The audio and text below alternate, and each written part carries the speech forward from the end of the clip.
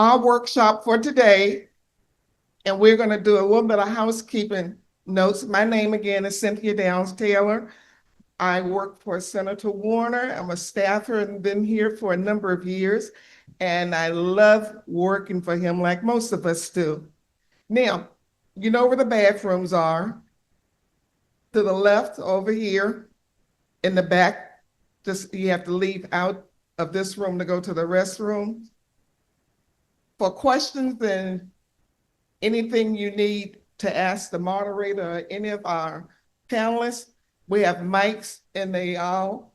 And if those of you, if possible, if you can come forward, it would certainly help. Our workshop today will deal with clinicians and experts from various fields talking about something that all of us as women will have to deal with at some point in our life. I know I'm going through both of them. So, and I've gone through one and going through another one, I believe sometimes.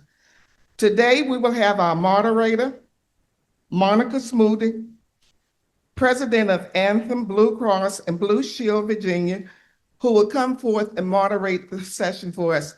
Now, we're trying to get back on schedule. I guess you noticed we're running almost 10 minutes behind. If any of you have been to the women's conference, we try to run a tight ship. So we have to play catch up. So Monica, will you take over? Thank you. Thank you. Good morning. Good morning. Good morning. Woo. What an amazing first panel. Oh, I'm sitting there. I have so many notes taken, and you probably do too.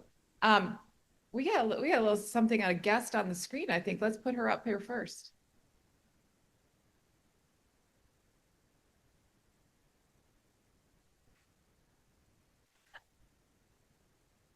I'm going to press play. Oh, do I have to do that? Anything yet?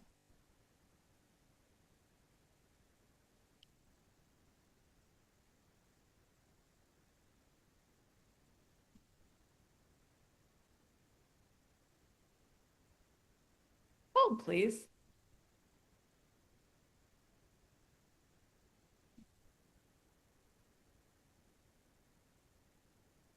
Now listen to all these symptoms for perimenopause.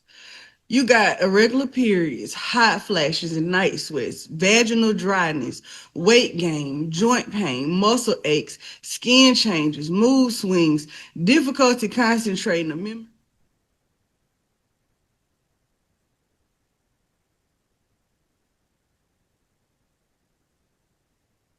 Did it put?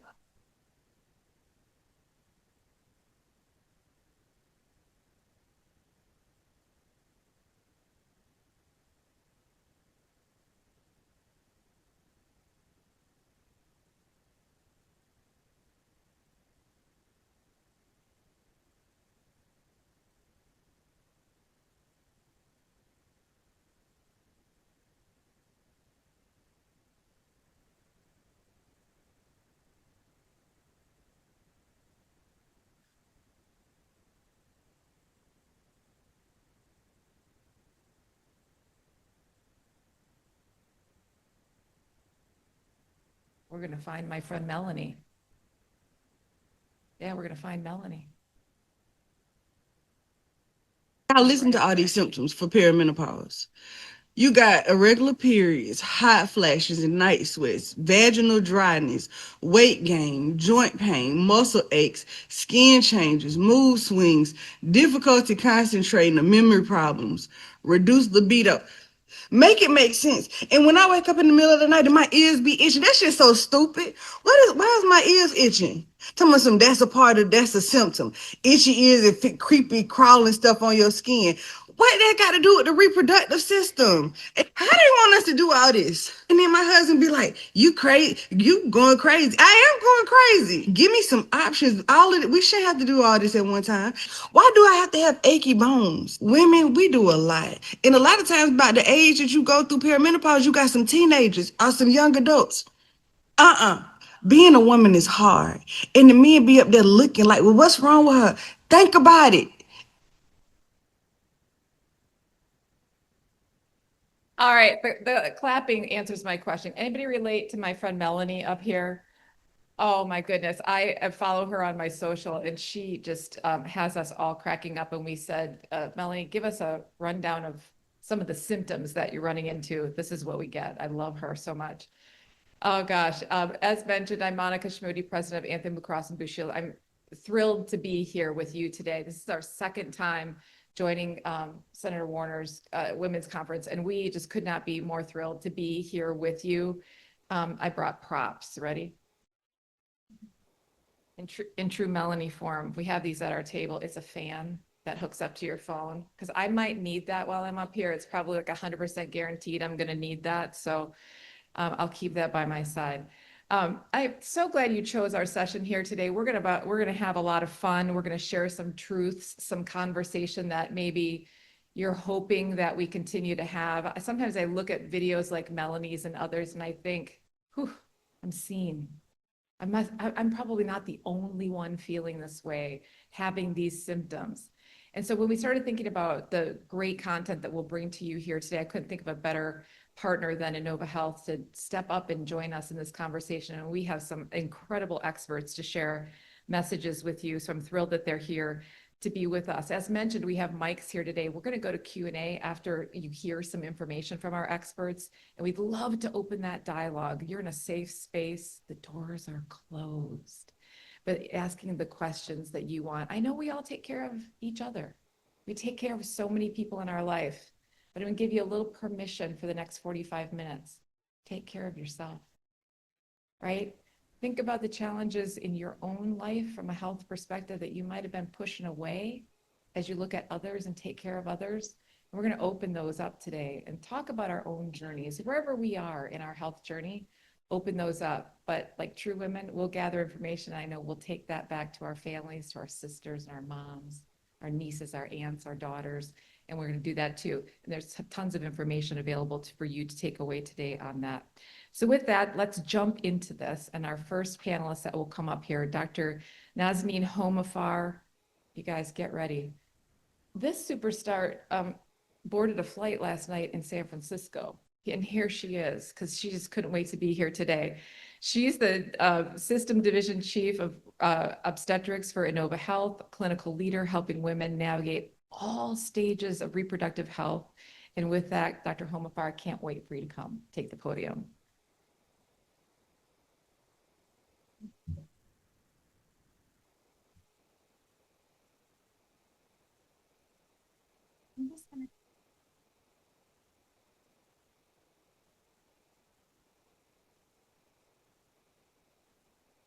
Fantastic. Good morning, everyone. Good to see you all. I washed my face and got ready to come here to talk about a subject that is near and dear to my heart because I have this conversation almost every day. And I hope that you will leave here with some education, with some tools and better understanding of how to navigate this journey, whether you're in it, whether you're past it, whether you're looking forward to it. We have some information for you. As Monica mentioned, I'm Nazaneen Homaifar, and I'm a board-certified OBGYN and a Menopause Society certified practitioner with the Inova Health System, and I'm honored to be here with you today. I have about 11 minutes to walk through all of this. So what are perimenopause and menopause, what symptoms people may experience, although you got a really good rundown right there already, but treatment options and the impact on women in the workplace. So let's get started. Let's begin with what menopause is, and then we'll work backward. Menopause is defined by the final menstrual period, confirmed after 1 year without bleeding. And I'm going to get a little technical here, but it represents the loss of ovarian follicular function. Once the follicle count from the ovaries becomes critically low, the ovary can't reliably grow a follicle, ovulate an egg, or make enough estrogen. And the brain responds by raising certain hormones like the hormone FSH, and cycles become irregular, and eventually periods stop completely. The average age of menopause in the US is about 51 to 52, and women today spend nearly 40% of their lives in postmenopause.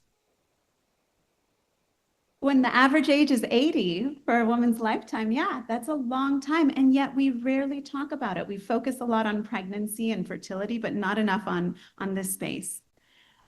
Before we get into the transition leading, oh, sorry. Now I can see my screen. Perfect. Before we get into the transition leading to menopause, I wanted to acknowledge the other less common causes of ovarian dysfunction. Primary ovarian insufficiency affects about 1% of women under age 40. Premature menopause is when the final menstrual period occurs before 40, and early menopause is when it occurs between ages 40 and 45. These conditions are uncommon, less than a few percentage points of the population, but they matter because their management and health implications can differ. So I loved this. I love this headline because the average age of perimenopause, that time before, is about 46 to 47, and the transition usually lasts for 4 to 5 years, but many women begin noticing symptoms well before their mid-40s. I often call it a second puberty because the hormonal shifts can feel dramatic, especially for sleep, mood, and libido. And this is a time I always encourage my patients when dedicated check-ins, aside from your preventative care visit, are going to be helpful to get you prepared for this phase. So what symptoms can arise and how many people experience them? I have to say, that was a very comprehensive list of symptoms that you heard in that opening video. But the reason why, when she asked, how are my ears related to my reproductive organs, it's because estrogen and progesterone receptors exist all over the body. So symptoms can appear almost anywhere. It's a bit of a dealer's choice in terms of what someone feels first. Irregular cycles are often the earliest signs, sometimes shorter cycles first, then longer gaps as menopause approaches. About 80% of women experience hot flashes or night sweats, but only a fraction seek care. These symptoms can last an average of 7 years, sometimes longer, with ethnic differences in duration. Other common symptoms you'll hear about later on today: mood symptoms, anxiety, panic sensations, heart palpitations, joint pain, breast tenderness, and symptoms of genitourinary syndrome of menopause, such as dryness, pain with intercourse, or recurrent UTI-like sensations. Sleep shifts are extremely common and usually start in perimenopause, the week or two before a menstrual cycle. People often describe frequent nighttime awakenings, lighter sleep, or difficulty falling asleep after waking around 2 to 3 a.m. How many of you have a period of time where you consistently wake up at 2 or 3 and you can't fall asleep? Yeah. It's really frustrating, I have to say, especially when you're looking at the clock and you know that you're going to have to get up soon. Sleep is so foundational to health, and these hormonal swings directly affect sleep quality, which is why so many women notice new nighttime awakenings during this transition. And we can't forget that ovarian aging and normal chronologic aging happen at the same time. Some changes, like increased insulin resistance, weight gain, or shifts in body composition, come from aging itself. Others stem from hormonal changes. They overlap, and that overlap is what makes this stage feel so noticeable. This slide was presented at the 2025 Menopause Society meeting, and I think it speaks for itself. It just, to me, shows how common and relatable these mood fluctuations are during the transition. But let's shift to treatment. Only about 6% of eligible women in the US receive treatment for their perimenopausal or menopausal symptoms. Hormone therapy is indicated for a few things specifically: moderate to severe hot flashes and night sweats, because untreated sleep disruption has been linked to increased cardiovascular disease, dementia, and mood disorders. It's also indicated for genitourinary symptoms, for bone protection in women at risk for osteoporosis, or for women with premature menopause or primary ovarian insufficiency. When discussing hormone therapy, it's important to distinguish between localized, low-dose vaginal estrogen, which is minimally absorbed and extremely safe, and systemic therapy, often delivered in pills, patches, sprays, or gels, which circulate throughout the body and treat whole body symptoms. We typically use estrogen alone or estrogen plus a progestin for those with a uterus. There's a lot of other things, but I don't have the time to go into them. I did want to acknowledge, though, that there's a lot of conversation around testosterone. It does have an evidence-based role, but that role is very specific for treatment of hypoactive sexual desire disorder and only at physiologic doses. And this week, the FDA approved and removed the black box warning from all estrogen-containing hormone therapies, which is definitely an important step in correcting outdated fears. But removal of that warning doesn't mean everyone needs these therapies or that systemic hormones are automatically safe for every individual. We still need thoughtful, individualized risk-benefit discussions. And for those who can't or prefer not to use hormones, we have excellent non-hormonal treatments like hypnosis, cognitive behavioral therapy, certain medications we might use for the treatment of depression, and now 2 FDA-approved neurokinin 3 receptor antagonists, so medications called fezolinetant and elanozanitant, which are very effective for hot flashes. And I'd be remiss if I didn't include this slide because I do think we need to have some caution when navigating this space as well. Terms like natural, plant-based, bioidentical, these are marketing terms. They're not scientific terms. And FDA-approved 17-beta estradiol and micronized progestin, medications that you have to take, are already similar in structure to our own hormones. There is a role for compounded hormones, but that is limited, and compounded hormonal pellets lack safety data and can deliver higher doses than necessary and are not necessarily regulated. Supplement use, there are certain indications, but it is rising, with many products lacking active ingredients that they claim to have or containing liver toxic additives. So if you're taking a supplement, I did put a great website on there that you can use to check to see if it's a safe supplement. Before I close, I wanted to highlight the growing recognition of how menopause impacts women in the workplace and why this life stage deserves real attention from employers. And I think we're seeing it on social media. More people are talking about it. Look at this room. We all feel very comfortable acknowledging some of the symptoms that oftentimes we probably hid behind closed doors. And it's important to understand that symptoms are common and they affect performance. In one large survey, 57% of women reported feeling less productive. Those with severe symptoms had higher turnover and emotional exhaustion, and nearly half feared being perceived as weak if they spoke up. Yet only a small percentage of workplaces have menopause-inclusive policies.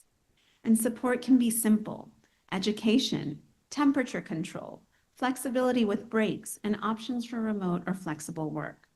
Bottom line, menopause affects millions of women at the peak of their careers, and supportive workplaces improve retention, productivity, and equity. And I just wanted to close by sharing a few reliable evidence-based resources. This is my collection, not anyone else's, but I hope that you feel empowered to bring your symptoms to your provider, whether they're menopause certified or simply experienced in this space, and to know that support and effective treatment exists. You don't have to navigate this alone, and you deserve to feel good as possible during this transition. Thanks for being here today, and I'll now hand things over to my colleague and go-to for anything psychiatry related, Dr. Balgobin.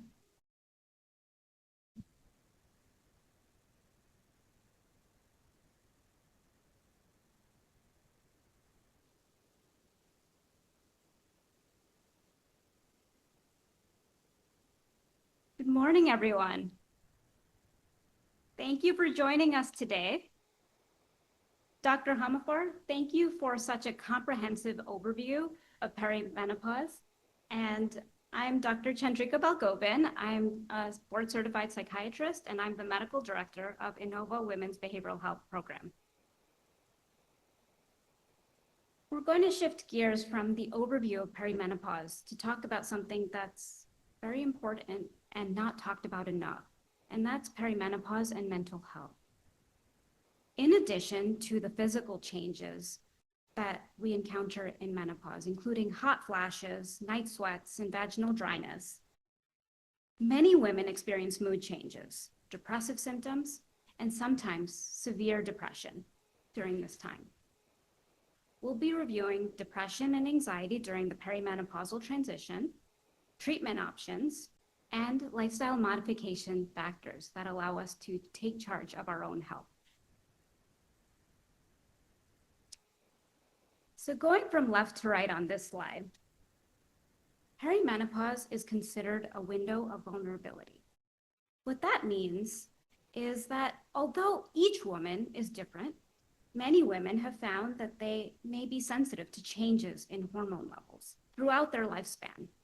These women may experience symptoms such as depression or anxiety to a higher degree during times of hormonal changes, such as during the premenstrual period, pregnancy and postpartum. This also applies to the menopausal transition as well. These phases are considered a window of vulnerability, and there are a number of windows of vulnerability across the lifespan. If we look down, women are twice as likely to experience depression during the reproductive years compared with men. And in childhood, the ratio is 1-to-1, and that ratio changes to 2-to-1 from menarche, the start of menses, to menopause. In the center, there are higher rates of depressive symptoms during perimenopause, affecting 45 to 68% of women during the transition, as compared to 28 to 31%. If we look around the room, that's 1 in every 2 women, at least. The greatest risk factor for perimenopausal depression is a history of depression. Women with a history of depression are 2 times as likely to experience another episode of depression during perimenopause compared to those without such a history. For individuals without a history of depression, it can occur at higher rates compared to other times throughout life. Now, what does this look like? What are symptoms? How does one present? Midlife depression presents with classic depressive symptoms. In addition to menopausal symptoms, vasomotor symptoms include night sweats and hot flashes. So that's what that means. Sleep disruption, and it's often compounded by psychosocial challenges or stress. The diagnosis of perimenopausal depression is based on the same DSM-5 clinical criteria as depression at other times in life. For a diagnosis of depression, symptoms occur for 2 weeks or longer with impact on daily living or function. Symptoms include low mood, difficulty with enjoyment, decreased energy, changes in appetite, low self-worth, and sometimes suicidal ideations. Perimenopausal symptoms and depressive symptoms can overlap, and we see that with sleep, appetite, concentration, and libido, and it can be challenging to diagnose. Additionally, hot flashes, night sweats, brain fog can complicate the diagnosis. It's important to note that brain fog can affect up to 40 to 60% of women during the transition. It generally improves for most, and dementia is rare during this time. Symptoms should be tracked throughout treatment. Sleep. Sleep disruption increases with aging. Additionally, in depression, sleep disruption can include less time in bed, shorter sleep time, and delayed sleep onset. In one study, depressed women did not report a higher frequency of hot flashes. There is the domino theory, which asserts that night sweats and hot flashes can disrupt sleep, and that adds to depressive symptoms. It may be more complex than that, and clinically what we see is that mood symptoms can affect sleep. Sleep disruption can also impact mood as well. Physical symptoms or medical comorbidities can make it harder to identify depressive etiologies. Alcohol and substance use can complicate diagnosis and treatment. And when it rains, it pours. Life stress can also have an impact on mood. This includes changing lifestyles, caretaking of aging parents or raising children, children leaving the home or returning home, financial stress, body image concerns, and relationship challenges. Overall, there are numerous factors that may contribute to mood during this time. Now let's talk about anxiety. Anxiety is common. There's even songs about it. Anxiety is highly prevalent, and up to 30% of women will experience an anxiety disorder across their lifespan, compared with 19% of men. Similar to depression, the strongest predictor for anxiety during perimenopause is a history of anxiety. Hot flashes may exacerbate anxiety. Hot flashes may exacerbate anxiety, and this speaks to the discomfort that may come. Conversely, hot flashes can be triggered by anxious thoughts, similar to what we may see with panic attacks. Now let's talk about treatment. Treatment can vary depending on whether one is experiencing mood symptoms or experiencing clinical depression. This slide is an overview of the guidelines for evaluation and treatment of perimenopausal depression by the Menopause Society. So let's talk about treatment approaches. Therapy. Therapy is first line for mild to moderate depressive symptoms. It can be very beneficial and life-changing for some. It helps with coping and stress management. Therapy is also first-line treatment in other populations for mild to moderate depressive symptoms. Antidepressants are medications that can help with mood and anxiety. And several antidepressant medications have been shown to be effective and well tolerated. Some may also help to reduce hot flashes and improve sleep. The choice of medication is determined by effectiveness, side effects and tolerability, and interactions with other medications that one may be taking. If one has taken antidepressants in the past with benefit, it may be an option to consider. Estrogen therapy. And as Dr. Homaifar said, it has been in the news this week.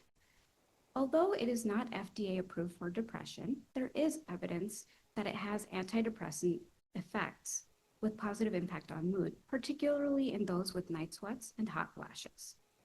It also seems to improve mood and well-being in perimenopausal women, including those who are not depressed. It has not been found to be effective based on the current data for postmenopausal depression, and more data is needed regarding different hormonal therapies and combination regimens.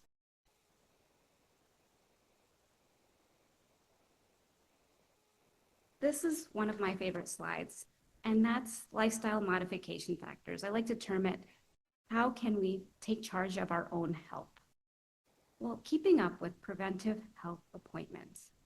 As we've asserted, mental health and physical health are inseparable. Being able to engage in screening tests is important, and being able to be proactive about one's health. Exercise. The data reflects that exercise can help with overall physical health and can have a positive impact on mood. It can also slow the decline of muscle mass. What is recommended is a minimum of 150 minutes of moderate exercise per week. Now, if that sounds like a lot, no worries. That can be reduced to 75 minutes of vigorous exercise. Maintaining a balanced diet, including whole foods and a healthy weight. Prioritizing sleep. As we've asserted, sleep disruption is all too common, and a consistent routine can help. Moderating alcohol and stopping tobacco use. Social engagement. Has anyone seen the Blue Zones? Social engagement is a cornerstone of many of the communities for areas where there are a higher concentration of centenarians, actually. So pointing that out. Additionally, increasing cognitive reserve. That can include learning new skills. I recently picked up pickleball. It's been really fun, actually. Highly recommended. Maintaining livelihood, maintaining work, and volunteering. I think of this last point as ways of increasing fulfillment and maintaining a sense of purpose. I wanted to share this picture with you, that sunset over Lake Champlain over a particularly fulfilling trip recently. In conclusion, depression and anxiety are highly prevalent during this time. There are evidence-based treatment options and ways to improve lifestyle and take charge of our health. If you are noticing signs and symptoms that we reviewed, or if any of this resonates, it may be an opportunity to speak with your healthcare team. Too often, this is underdiagnosed and undertreated, and simply not talked about enough. Thank you for coming out today to raise awareness.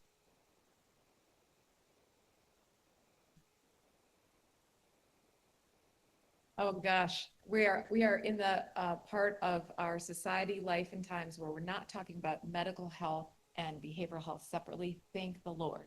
We are whole health focused.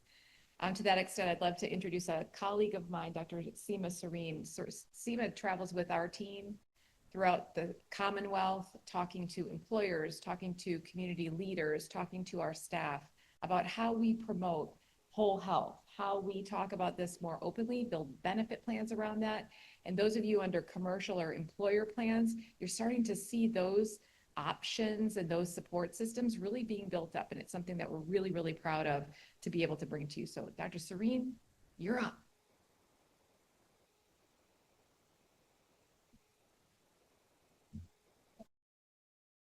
So thank you, Monica. Thank you, Drs. Balgobin and Dr. Homaifar for those wonderful, insightful, and educational presentations. You know, it's an honor to be here today and join in this important conversation at Senator Warner's conference. It's actually on a milestone birthday eve for me. I'm turning 50 tomorrow, so just thank you. What a great way to celebrate. And, you know, I'm right in the thick of perimenopause and the whole 9 yards.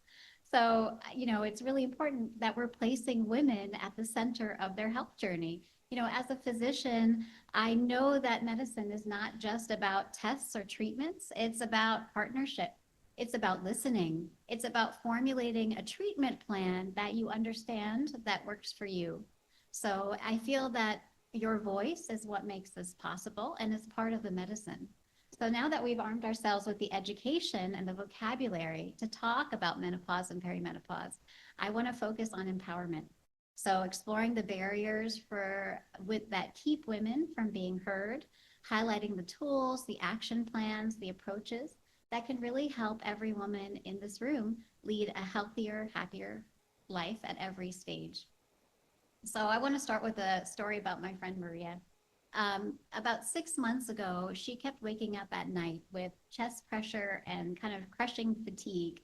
And years earlier, she had a confusing kind of maybe it's anxiety workup with her doctor. So this time when she was at the office, she nodded politely while the doctor talked. But inside, she felt unheard. She told herself it wasn't her place to ask questions. The doctor knows best. And she went home. So I'm wondering, by show of hands, how many of you have experienced something similar? Yes, oh my goodness, like so all of us basically, absolutely. And not only at the doctor's office, maybe at work or at home. So she represents kind of every member in this audience today, and it's something that we faced at one time or the other. I forgot about my slides altogether, sorry about that. Okay, so, and this is why the conversation is so critical. So why don't women feel empowered? What are the barriers? Did you know that only 12% of US adults have proficiency in health literacy? So it's very confusing, and that adds to the confusing piece when you're talking to the doctor. And short rushed visits really are a thing. As a primary care doctor, you know, the pressure and time is real. There was one study done that showed that it would take 26.7 hours a day to go over all guideline-based care for each patient. And of course, there's only 24 hours a day.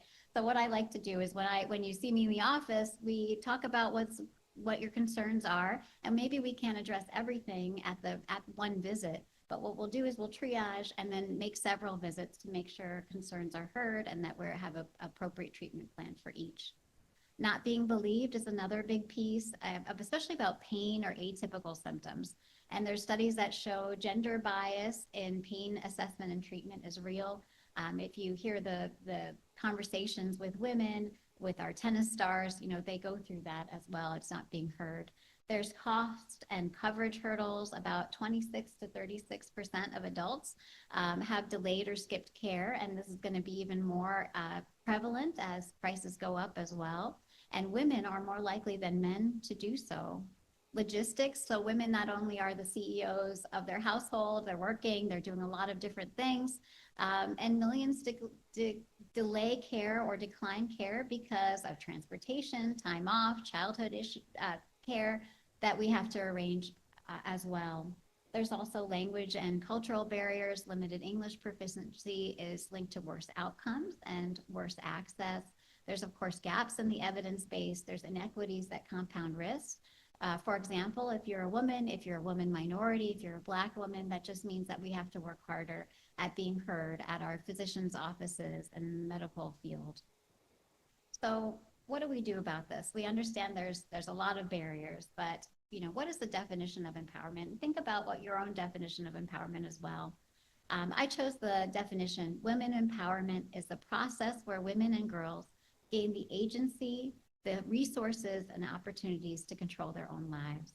And it doesn't happen by circumstance or by luck. It's a lot of different factors, such as education, and that's why these seminars are so important, providing the knowledge and the skills and the awareness of rights. It's economic opportunity. It's access to financial services and jobs. So definitely take a part of all the conferences and the breakout sessions today.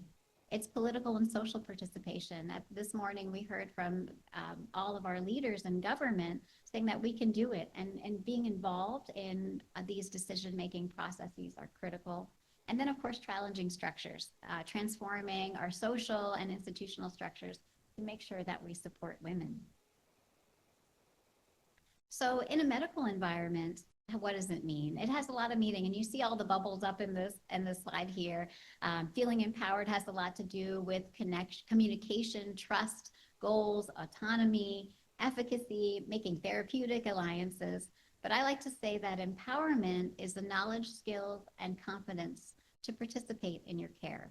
So what does that mean? It means knowing your condition and choices. And that's what this conference is about, learning what we can do regarding our finances, our communities, and our health. You want to be able to ask questions until you understand and decide together with your clinician through shared decision-making how to determine the best course of treatment for yourself. And then you want to act on a clear plan you can follow. So at your next visit, what are you going to do? So these are the great checklists that I love. The one thing is to write down your top 3 goals and your symptoms. Ask these 3 questions, and you can even put it on your phone right now. What is my main problem? What do I need to do? And why is it important? Those 3 questions can encapsulate a lot of what you need from the physician's visit to ensure that you're getting the appropriate care. You can include an up-to-date medication list, and that doesn't mean just the medications that you're prescribed. It means all the pharmaceuticals that you take, maybe supplements, maybe it's something on Instagram or TikTok that you're considering taking. Bring all those questions with you, and think about your life context. Think about your whole health picture. Some real life barriers that you might be facing, whether it's transportation, time off, costs, things like that. So your healthcare team can come together and determine what resources are best. And then you want to ask questions and well, first bring somebody else with you if you can. So that way, if there's something that you didn't understand, you have a second pair of ears there. But the biggest point here, and I put this in blue, is to ask for a teach back. So you want to ask questions of your doctor. Why was this important? What was your medical decision making in doing this diagnosis and the like, and making sure that you understand the plan going forward so you can make sure it's accurate. Know your women-specific red flags. We know heart disease is the #1 cause of death for women in the US. So knowing sometimes we experience atypical chest pain, for example. Now we know what's going on with perimenopause and menopause and the psychological and physical aspects of that. And use your rights that we talked about. So today you're going to be learning a lot during this conference and create an action plan, doing just one thing today that will impact your life and your health. Maybe scheduling that doctor's appointment, writing down the 3 questions, taking a walk, starting that exercise program that Dr. Balgobin talked about. And then this week, as you're scheduling things, go through the schedule, go see your doctor's office, and then reflect on what you've done. Maybe it's you've gotten your mammogram done. Maybe you understand your plan better than before after talking to your doctor and bringing those 3 questions. So I want to go back to my story about Maria, my friend. So she learned all these tools and techniques. I talked to her up and down about all of this to make sure that, she had the good doctor's visit coming up. And she was here at the doctor's office again. She took a deep breath and she said, "Doctor, I'm worried that these are heart symptoms. Could we go over it again using these 3 questions? And can I say the plan back to make sure that I've got it?" So they reviewed her risks. They ordered the right tests. They mapped out a clear plan. And she even had a plan of what to do when the pain returned. She repeated it out loud and asked for that teach back. And it was good because the doctor was able to correct one detail. And for the first time leaving the doctor's office, she felt like she left with clarity rather than fear. And it turns out the stress test did find a blockage and it was treated without any further heart damage. So it was wonderful that she got the care that she needed. So in sum, I would say, empowerment again is having that knowledge, skills, and confidence to participate in your care. And it's not about being pushy or rude or difficult. It's just about being safe and getting the right care at the right time and using your voice as part of the medicine. So with that, I want to thank you all for the opportunity to speak with you all today. Absolutely, we're going to get some great questions going on. And thank you to Senator Warner and his team for creating this inspiring conference. So Monica, I'll hand it back to you.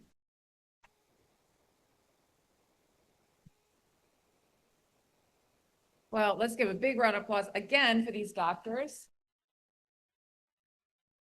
Now it's your turn. Now it's your turn. I see 2 microphones on that aisle and that aisle. Please come up to the microphone to ask your question. We'd love to hear what's on your mind. You've heard some patient stories. Dr. Sarin, I know that you're a wonderful educator and coworker. You're also a wonderful friend for having those conversations openly and helping to empower with the right questions. Got our mic on? Thank you. Let's go ahead with our first question. Good morning, ladies. Thank you for a wonderful panel. I appreciate it. And I really believe that we as a woman need to be educated. Doesn't matter, even if we go through life, every phases that you talked about, that's true. So my question is for Ms. Monica. Yes. Okay, Ms. Monica, I'm a cancer survivor, okay? When we go for a physical test every year, right, as a woman, they only do pap smear, right, which tells us whether we have cervical cancer or not, right? But we do mammogram just to make sure if we have breast cancer or not. But we never check our uterus, especially the menopausal ladies, unless until it starts giving a signal, which is a good thing. If you have uterine cancer or endometrial cancer, it gives you signals. You start bleeding and all that. It doesn't happen. As an insurance, because I have Care First, Blue Cross Blue Shield, I'm not with your company, but part of Blue Cross Blue Shield, why don't we make it like either a marker, cancer marker for uterine cancer, a part of the screening, like we do mammogram? Because a lot of women, they don't even realize what is going on inside. Like, I'm a scientist and I take very good care of my body, okay? When I was diagnosed with stage 3 endometrial cancer, the earth literally moved beneath my feet. I could not believe it. The reason was I started bleeding. And he even joked with my husband, I'm a teenager, let's go and have a baby. Literally, literally. And then when someone talks to me now, I say I'm a Tesla because they removed every part of my body, the reproductive part of my body. So people don't understand that joke, but it's a painful joke, but it's a good joke. I'm a Tesla, right? I don't have any ovaries or uterus or cervix. They just removed everything. So that's a question that every woman should raise or ask their doctor, especially if you are postmenopausal, that why are we not screened for uterine cancers? Yeah. Thank you for the question. Can you give her a round of applause? I love your passion. And first of all, the earth moved under your feet. You had me there because hearing the news and the diagnosis is earth shattering. Congratulations on your recovery though. Really, really happy for you. Plan designs matter. Benefits matter. First of all, the screenings, the list of screenings has grown through time. It should grow more. That comes from employers choosing to expand coverage policies and benefits within their plan. So under a commercial plan, meaning an employer plan, talk to your employer. If there's something missing, be loud. We've talked about hearing, just say it, use your voice, gather the other women, gather the other men who care about women in their lives, and let's talk about changing what those benefits are. From a screening perspective, I know these doctors, I'm not going to speak for them, but on their behalf, I would say, the physicians would say, let's do those screenings. This is concerning to you because you've opened up that dialogue in a bold way. Let's continue to go along those and let's have the benefit coverage followed as well. I'm 100% behind you. Did you have something to add to that? Yeah, and I think one other point that's really important that I heard from your story is the lack of education, and that not knowing what is normal or normal in different stages of life. And this is where I think one thing that I would recommend to all of you, or when you're talking to family and friends, sometimes if people choose to pursue fertility and get pregnant, as soon as they're done, they stop going to see their obstetrician gynecologist. It's obstetrician and gynecologist. We're not just obstetricians. So we understand women's health. And I tell people it is really important to continue doing your annual preventative exams and then understanding when you need to come back for a separate visit for a problem. And this is where in perimenopause, we have the opportunity to educate people. What is normal bleeding? What is not normal bleeding? Because unfortunately, we don't have a screen for uterine cancer. We don't have the data that pelvic ultrasound routinely being done is going to help us catch anything. We don't have an imaging study or a blood test that is going to help us screen earlier. We go on symptoms. And this is where your story is heartbreaking, and yet one I've heard many times where people said, I didn't know bleeding after menopause was abnormal, or I didn't know what kind of abnormal bleeding in perimenopause was normal or not normal. And that's my role as a gynecologist, to help teach you. Thank you. Thank you. Great information. I totally agree with you. And like I said, with my background, I exactly knew because I had earlier done the uterine biopsy because of the spotting that was happening. So I totally agree that education is the key.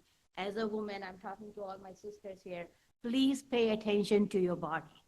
It is very, very important. And talk to people who have power to make decisions and policies. Talk to employers, talk to anyone you know, talk to your local leaders. And we have to get this, there's screening like a cancer markers or something, maybe like a mammogram once in 5 years that postmenopausal women need to get something done. So thank you so much. Thank you. Thank you. We'll go to this side of the room. Good morning, thank you. I'd like to ask you, following on what you said, you guys are OBGYNs. My personal experience is that now that I'm not a fertile woman, doctors, OBGYNs don't care so much about menopause. They don't really enjoy it. And as I said to them sometimes, like, I'm not a money maker for you guys. Is there a place, a platform where we can access a list of doctors who enjoy working with menopausal women who really are interested in helping us? Absolutely. And I'm sorry for your experience. And you are right. It is a very common experience. And I think it's about finding the right provider to address your needs, because this is half of my practice. I see perimenopausal, menopausal women all the time. I really enjoy it because, as I mentioned, it's a long period of your life to spend in this phase, and you deserve to feel good. So on the resource page, I had included the menopauseSociety.org or menopause.org. That is our professional organization that gives us guidance on the latest data. There is a way that you can go search for a practitioner. There are some practitioners on who are listed on that website who have a specific interest in this area. So they're listed on there. That does not mean that is the only, that list is inclusive. There are many other OBGYNs. It might be harder to find them. And you, when you're searching for a provider, you could ask them, do you take care of patients in perimenopause and menopause? Do you have experience, or do you prefer I see someone else? And if you do, who would you recommend? There are several telehealth platforms now as well. And I think I'm thankful that they've opened up access, especially geographically, to people. I think you need to make sure you're navigating it with caution. You know, when you think about making money in this space, it is ripe for advocacy and ripe for misinformation and taking advantage of the opportunity, right? And so figuring out for yourself when you're on a platform, do I have a good feeling? Do I think that they're really interested in my health and not trying to push anything else? Is, you know, trust your gut with that. I'm back here. I have not so great news in that we're over time already. We're being pulled from the stage. Here's our commitment to you. Right outside the door in that direction, we've got both the Anthem table, the Inova table. We will be there to help answer additional questions for a while, so please join us there. Also, the materials that we talked about available to you, a little fan if you're feeling hot like I am right now, available to you, and also screenings, conversations, wellness coaching provided by Inova. So we're really, really honored to have them join us here today. Let's give our panelists a round of applause. Bring your questions out toward our table, and I'm looking forward to seeing you throughout the rest of the day at the conference. Thank you.